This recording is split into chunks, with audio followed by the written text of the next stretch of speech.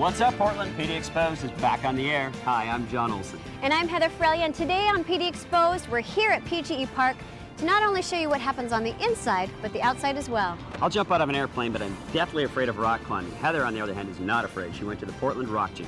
And you know what? Summer's around the corner, which means the festival seasons are beginning. And John takes the crew to the Greek festival, and you don't want to miss this one, especially the ladies, because John, he fashions a toga. It's true.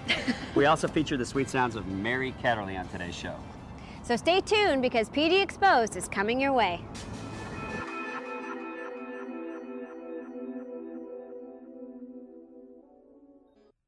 If you're looking for a fun place to go with your friends, meet new friends, or celebrate that special occasion, you've got to check out Wallbangers. You pick the song, they'll play it.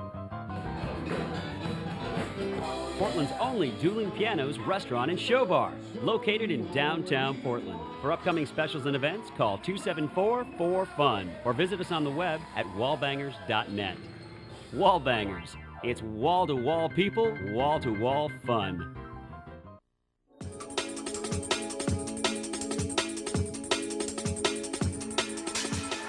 Portland is very rich with a lot of diverse cultures. Today, we're at the Greek Fest, a local festival held by the Greek community, over 5,000 strong in Portland. They've been having this festival for over 51 years, right here in the local Laurelhurst neighborhood. From the passionate music to the fantastic foods, this is a festival you don't want to miss.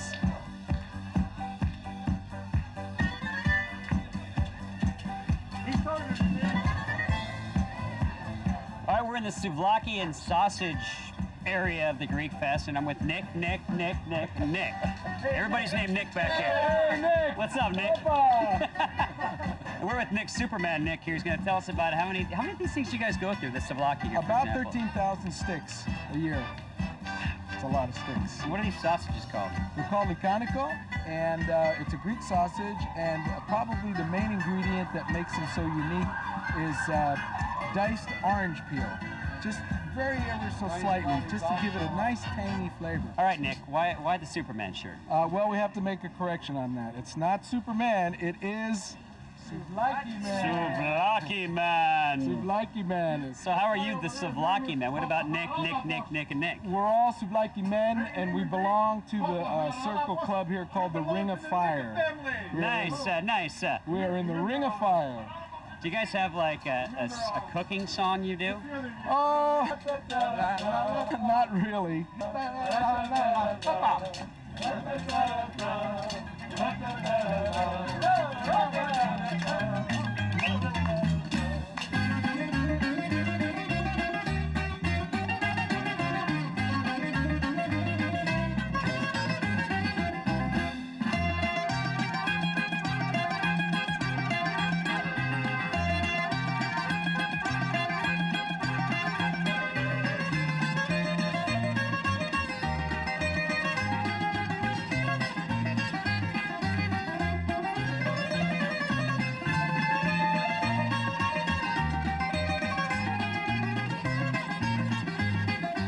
Are you one of the lamb cookers, Steve? Yes, for many years. Now, many years. tell us the process in cooking one of these bad boys. Well, each lamb it has to be at least 5.5 to 6 hours. 5.5 to 6 hours. Depends the size of the lamb. If the lamb, for example, is 45 pounds and up, you need more than 5 hours. If it's less than that, you need 4.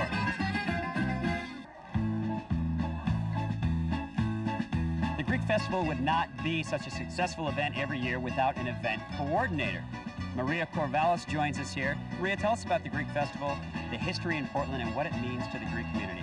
The festival's been going on for 51 years here in the city of Portland, and basically it began as a very, very small little fundraiser. A lot of the women of the church would kind of bring their baked goods out and cook some dinners for their friends, families, neighbors, and then it just grew each year, and I'm sure everybody knows a Greek likes to entertain, and basically now we're entertaining for the city of Portland. We'll have to partake. Right. I have a question for you, though. I was in a Greek fraternity when I was in school at the University of Nebraska. Yeah. And it was a Sigma Phi Epsilon house. We used the Greek letters. I always wondered if in Greece they use the English letters on their fraternities and sororities. I highly doubt the proud people of Greece would decide about changing their letters, but you can try it. I don't think you'll get very far. All right, you heard it. She wants us to go try it. We're going to go throw a petition around and see if we can get the fraternities and sororities in Greece to use our letters.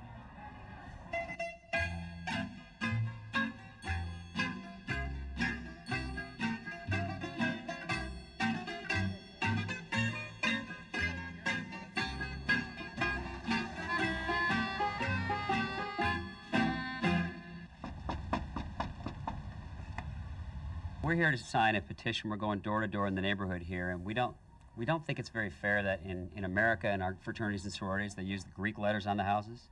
Were you in college?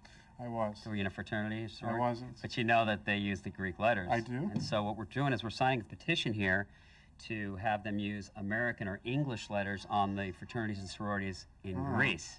We feel like it's really not fair that in our country, if you're in a fraternity and sorority, they have the Greek letters on the houses. So we think it's only fair, turnabout, it's fair play, that in Greece, on the fraternities and sororities, they should have American letters on the houses. Partially, not very much. You got Greek in you? Yeah, because my dad's white and he's got Greek and Italian and... Cool. Yeah.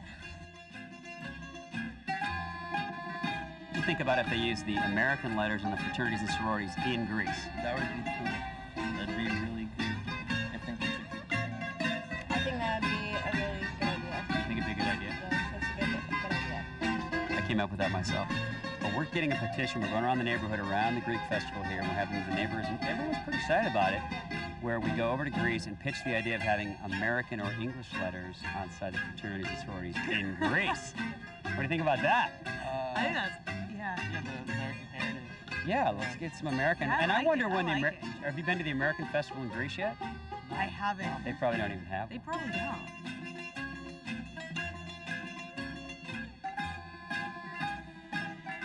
You don't care about this? Really? You're not passionate about this? We're really, I'm obviously very passionate about this. So you're not going to sign the petition? Okay.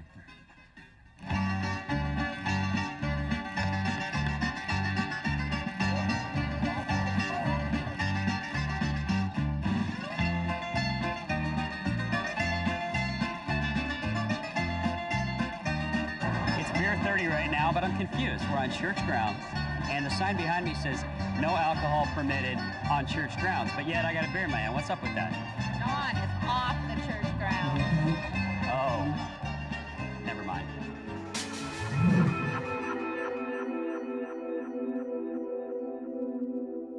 And here's your What's on Tap calendar of events.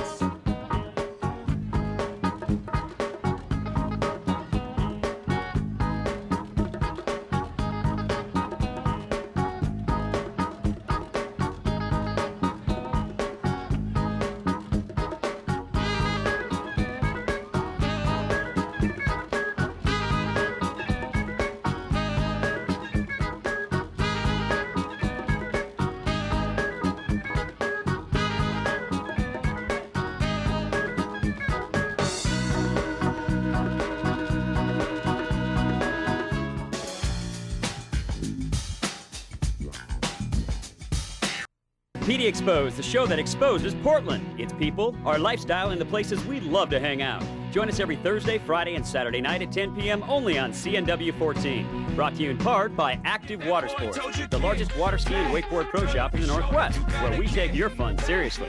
Visit any of our 3 locations, May 14th, 15th, or 16th, and demo the new 2004 gear for free, including on-water demonstrations behind MB Sports and Moomba tournament boats at our Oregon City location.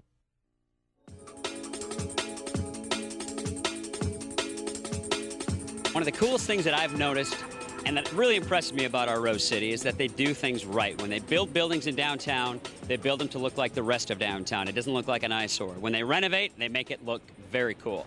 Well, this year, most of us probably know, PGE Park got a facelift.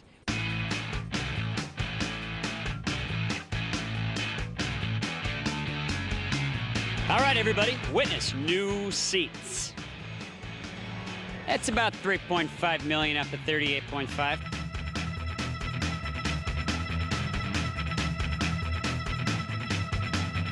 Approximately $38 million was put into the project, and that included all sorts of renovations to the field and to the stadium itself. So not only is it for just the fans, but the players are much appreciative of what went on here in terms of making this a more quality facility for them.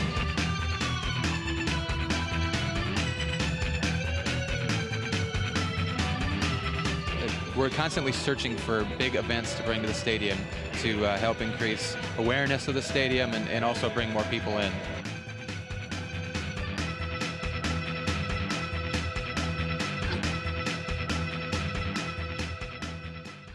Portland is probably the best kept secret in America.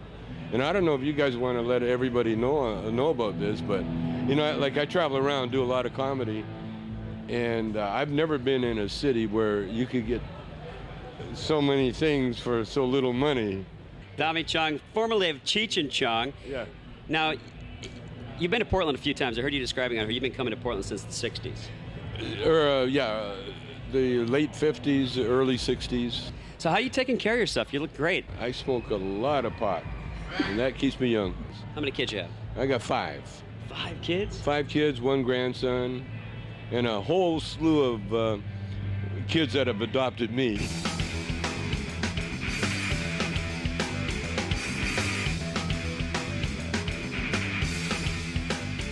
Joining us on PDXposed are... Bethany. Bethany, where are you from, Bethany? I'm from here in Portland. And Brandy, I'm from Spokane. Let's have you name the 7 dwarves. Dopey, Sleepy, Happy, Doc, Sneezy, Grumpy, and... Doc? We named Doc. Oh. Who are we missing? Doc, Sleepy, Sneezy, the goofy one. Grumpy. What was his name? Goofy. Goofy. We got it.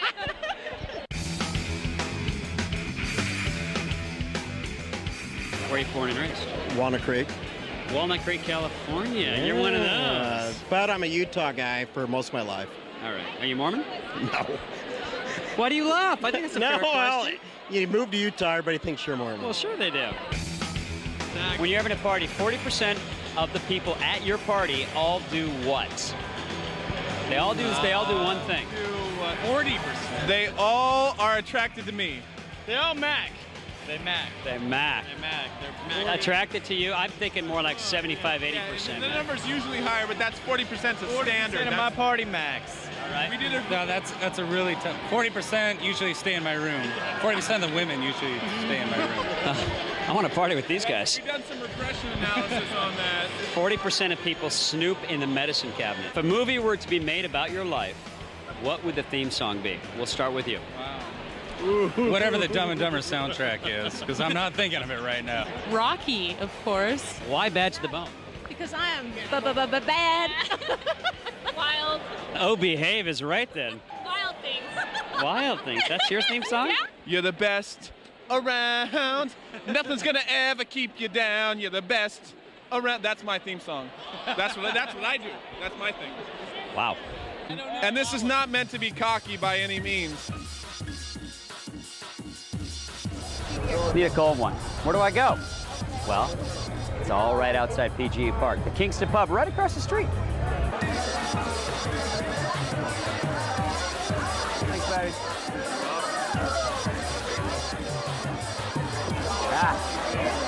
After a big game, this will cure my thirst.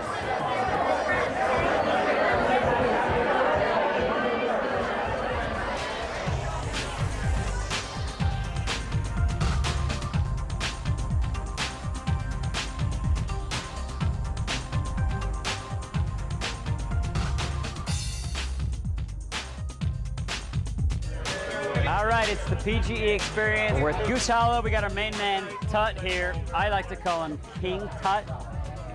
So why do they call you King Tut? I know why I call you King Tut, but I don't know why they do. Because my dad's from Egypt. Goose Hollow is known, obviously, for Bud Clark. Right. But what else is it known for? It's a mellow atmosphere. It's like a little different from any spot downtown.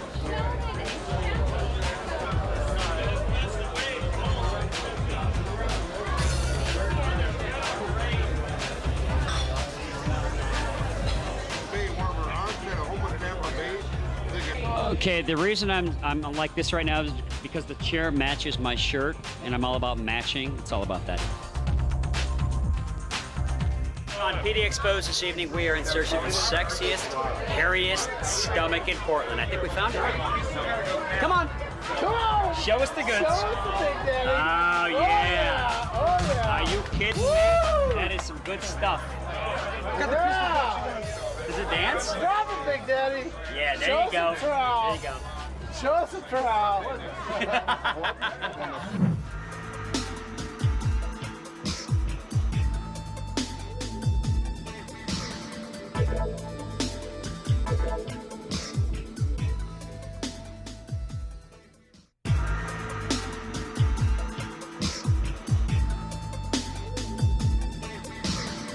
Living in the Northwest and rock climbing seem to go hand in hand, but because of the rainy climate, it only makes sense that indoor rock climbing has become the hottest trend. So join me as I head to the Portland Rock Gym where they show us how it's done. All right, we're here at the Portland Rock Gym. How do you think rock climbing has become so popular then in the last 4 years? It's a sport that's definitely on the edge, and people seem to be moving that direction towards sports through skydiving, rafting, all of the outdoor sports that happen. Our mission is to make better climbers so they can go outside and send their projects, or enjoy the outdoors, or whatever it is that motivates them to climb. Kids love it, and it's so good for them. Oh my God, I can only imagine they just whip up the Yeah, things like very this. much so. There's such a lack of fear in most kids, and that helps a lot. But the thing about kids is it improves their focus, which is a big deal in today's society when focus is such a small, they have a difficult time focusing. There's so many people here that are really, really good at what they're doing and really knowledgeable, and they'll always come over and tell you, help you out.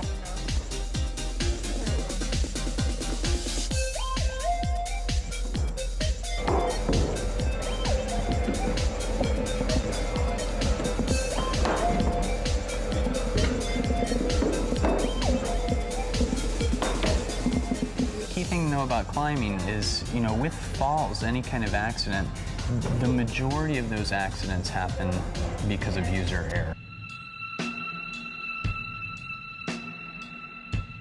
So the first thing you always do before you climb, this is where the safety comes in, is you always double check yourself. So basically what I'll do is I'll double check myself, make sure I'm double backed through the belay loop, locked through the ATC, that's what this thing's called. Okay. And the end comes straight down. And then we're checking that you're double backed. Get through 2 points in the harness. Okay. You have a figure 8 that's tied correctly and the safety net. So then we're ready to go.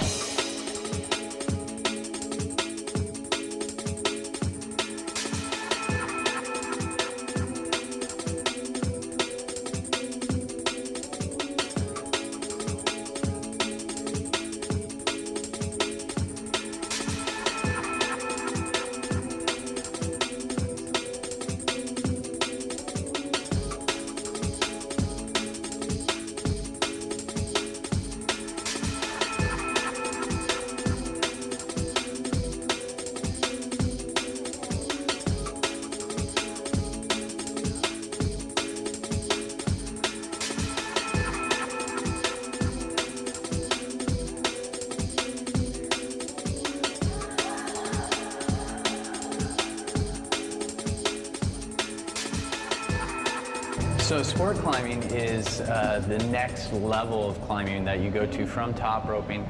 A lot more exciting. There's a lot more adrenaline involved in it.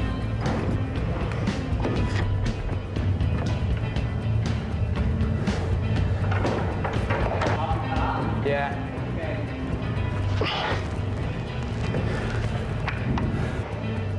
Brutal.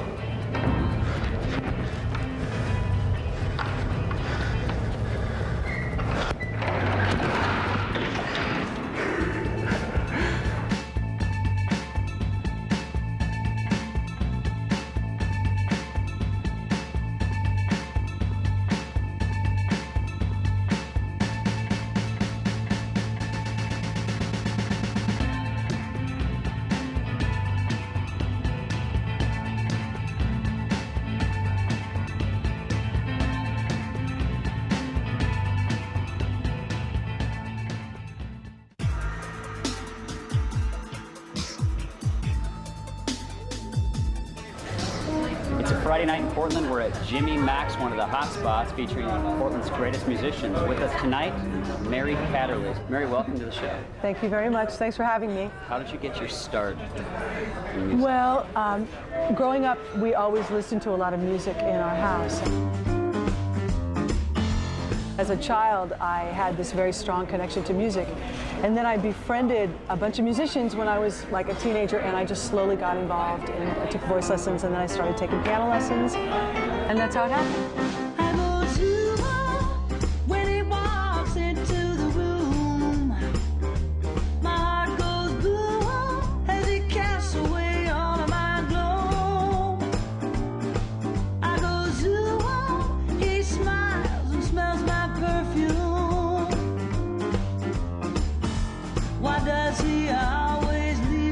There's something about Portland that I really, really like. It's very livable here. And not only is it beautiful, but it's a place that I feel very comfortable in. And I love the weather.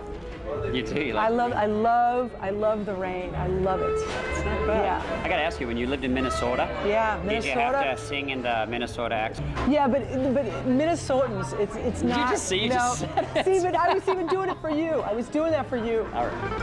Okay, fine.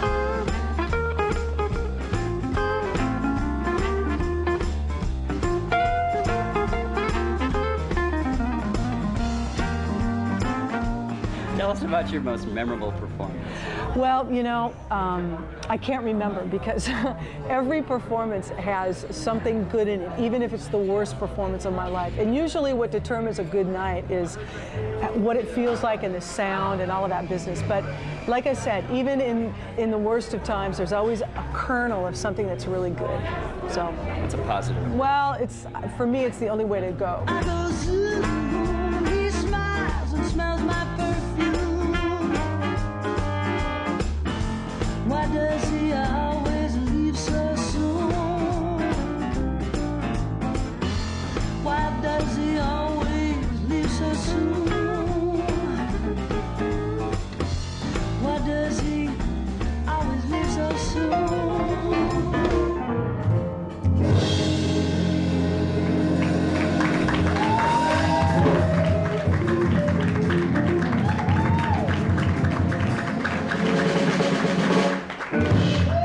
Thank you. Hey, PDXposed is having an end-of-the-season giveaway for 2 of our lucky fans. We will be sending the winners of our drawing on an all-expense-paid trip to Mexico. All you have to do is follow these 3 simple steps. Get down to one of our sponsors' locations, fill out an application form, and answer 2 PDXposed trivia questions correctly.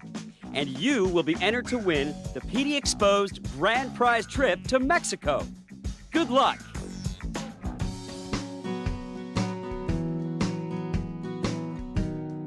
Thanks for watching this episode of PDXposed, and a special thanks to PG Park and Mary Catterlin. As well as Marie and the gang from the Greek Festival and my boys at the Portland Rock Gym. Drop us a line at pdexposed.com if you have an idea for our show. We'd love to hear from you. We'll see you guys next week. Make good memories, everybody.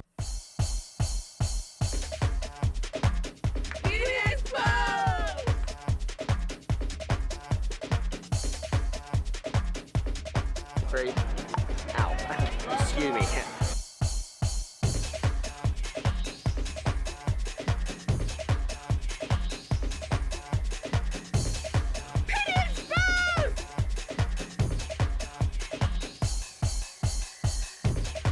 Do I make you horny, baby? From the passionate music to the fantastic foods, this is the festival you don't want to miss. Know that. Look at this here. You can't do that, can you? You can't do that. You can't touch that. You can't do that. And ladies, you don't want to miss this one. Munch, munch. How's that hair taste? Really good. We ran into each other. I hit your boobie. What's the square root of 69, Heather? What? What's the square root of 69? Dude, whatever. 8 something. Thanks for joining Heather and me on another episode of PDXposed. John and I would like to give special thanks to...